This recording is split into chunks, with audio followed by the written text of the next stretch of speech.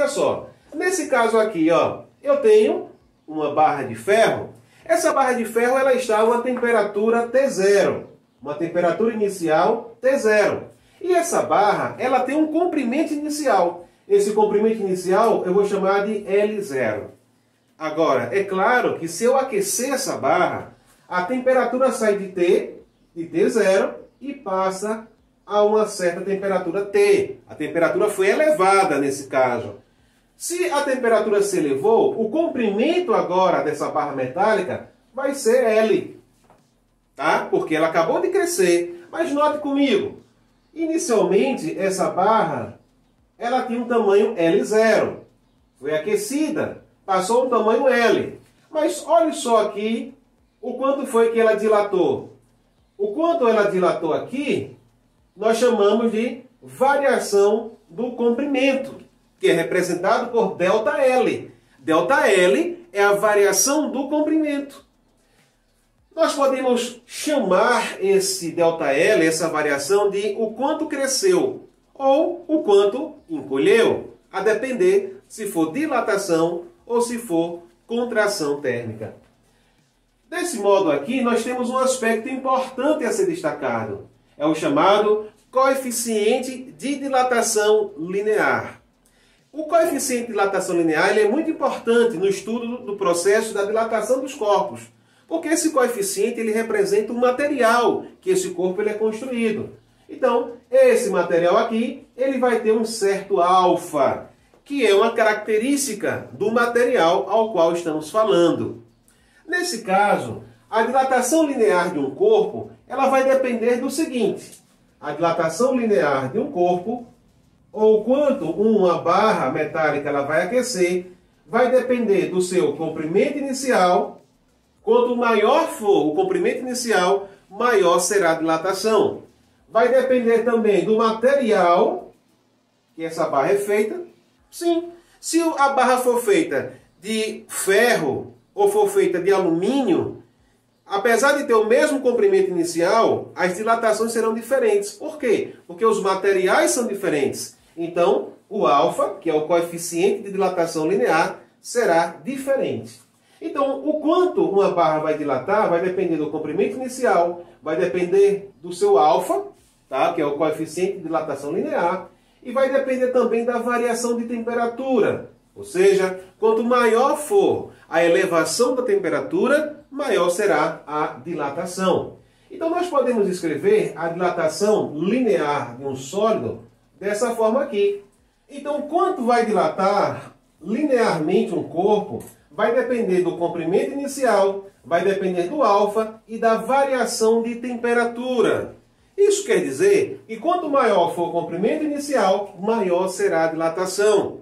Quanto maior for o alfa, maior será a dilatação. E quanto maior for a variação de temperatura, maior será a dilatação linear. Então veja só, a dilatação linear vai depender de três informações. Tá? A dimensão inicial, o alfa, que é o material que vai ser utilizado, e a variação de temperatura. Agora, suponhamos que você queira calcular o comprimento final de uma barra. Como é que você faria? Você fala da seguinte forma, ó. O comprimento final vai ser igual, tá, ao comprimento inicial mais o quanto cresceu. Olha só, esse será o comprimento final da barra. Comprimento inicial mais o quanto cresceu, tá? Muito bem. Só que eu também posso utilizar uma outra expressão. Eu posso usar esta, ou pode ser essa aqui, olha. L, que é igual a L0 de 1 mais alfa vezes ΔT. Eu posso utilizar também essa expressão aqui, tá? L, que é igual a L0 de 1 mais alfa vezes ΔT. Através desta expressão aqui, eu também posso calcular o comprimento final de uma barra que foi aquecida. Beleza? Galera, é muito importante nós prestarmos atenção no chamado coeficiente de dilatação linear. Ele é muito importante no estudo da dilatação. Veja só essa tabela aqui, ó. Eu tenho aqui uma tabela onde eu tenho os materiais, tá? E do outro lado aqui eu tenho os coeficientes de dilatação linear. Note só que interessante, ó. Para o material aço, eu vou ter o alfa igual a 1,5, tá? Vezes 10 a menos 5 graus Celsius a menos 1. Para o alumínio, eu vou ter 2,3. Note o detalhe. Quem é que possui o alfa maior? Quem possui o alfa maior é o alumínio. Enquanto o do aço é 1,5, do alumínio é 2,3. Se você tiver duas barras, uma de aço e outra de alumínio, todas as duas a 1 metro de comprimento, se você aquecer as duas à mesma temperatura, qual das duas vai dilatar mais? Quem vai dilatar mais será o alumínio, porque ele possui o alfa maior. Então, o coeficiente de dilatação, ele é uma característica do material. Então, nós poderemos ter aí, tá, uma dependência do material para termos uma dilatação maior ou menor. Olha o que acontece aqui com o vidro comum. Note, o vidro comum, ele tem o alfa igual a 0,9 vezes 10 a menos 5 graus Celsius ao menos 1. Agora, olha o vidro pirex. Ele tem o coeficiente igual a 0,3, tá? Vezes 10 a menos 5 graus Celsius a menos 1. Qual dos dois vão dilatar mais ao serem aquecidos? É o vidro comum. Então, note só, se você fosse um engenheiro, qual dos dois materiais você escolheria para produzir pratos e panelas de vidro? Você escolheria o vidro comum ou o vidro pirex? Claro que você escolheria o vidro pirex porque tem um coeficiente de dilatação menor.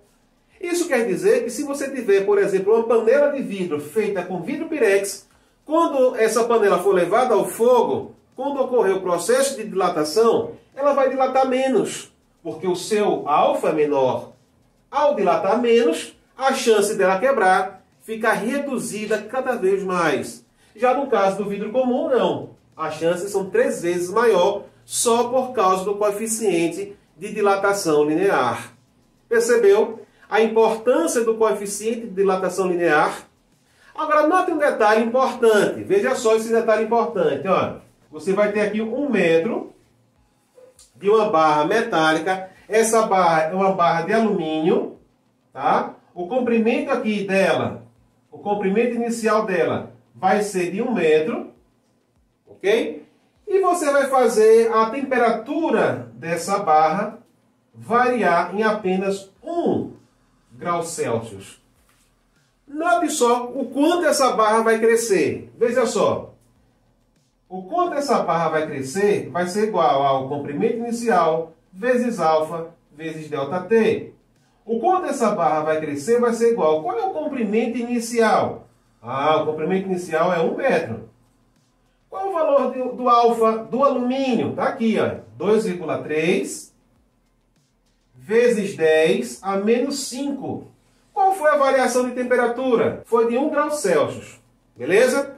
Agora veja, o quanto essa barra vai crescer? Ela vai crescer 2,3 vezes 10 a menos 5. O que essa informação aqui nos diz a respeito do coeficiente de dilatação linear? Galera, note só. Um material tem o coeficiente de dilatação de 2,3 vezes 10 a menos 5, significa que para cada 1 metro desse material, variando apenas 1 grau Celsius, ele vai dilatar 2,3 vezes 10 a menos 5 metros. Notou? Essa é a importância de se conhecer o coeficiente de dilatação linear. Na engenharia, são feitas várias adaptações para que a dilatação linear ela não destrua as construções. Por exemplo, nas linhas de trem. Você já percebeu? Nas linhas de trens existe um espaço entre um trilho e outro.